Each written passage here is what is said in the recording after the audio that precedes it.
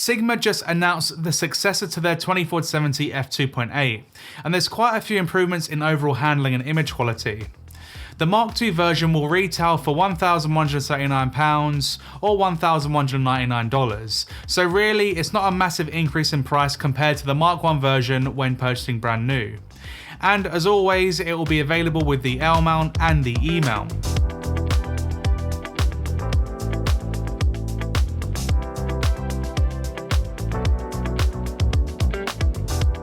This new version includes a few features from the newer Art Series lenses that the original copy doesn't. We now have a dedicated aperture ring that can be clicked and declicked with a flick of a switch.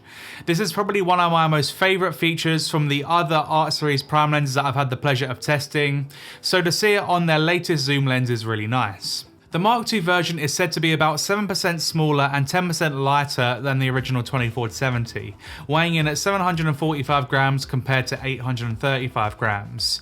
It's not a massive difference, but it's a step in the right direction if you see value in having a lighter overall kit. The new 24-70 also features that new dual HLA motor that was first seen in the recently released 50mm f1.2, and that's definitely going to give you a huge improvement in autofocus speed and smoothness. In fact, Sigma say that autofocus speed should be over 3 times faster than the previous model, and in my testing, I must say that the autofocus works very well with the Lumix S5.2 and S5.2X. There's also a locking switch so you can lock the zoom one at the widest focal length, and there's also now 2 AFL buttons on this lens, positioned to make vertical and horizontal shooting more comfortable when you're using them. And we have the focus switch positioned just above one of those AFL buttons. Just as a size comparison, here's the new 24-70 next to the S Pro 24-70 from Lumix, and as you can see, the Sigma is considerably smaller. I also decided to compare a few images taken with each lens to see how the Mark II shapes up next to the S Pro.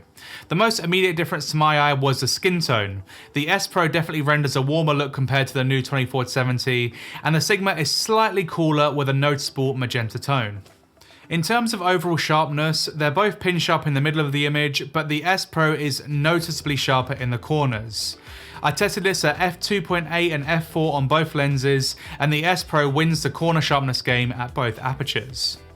That being said, the image quality from the 24-70 Mark II is still superb for both photo and video, with excellent sharpness maintained throughout the focal range.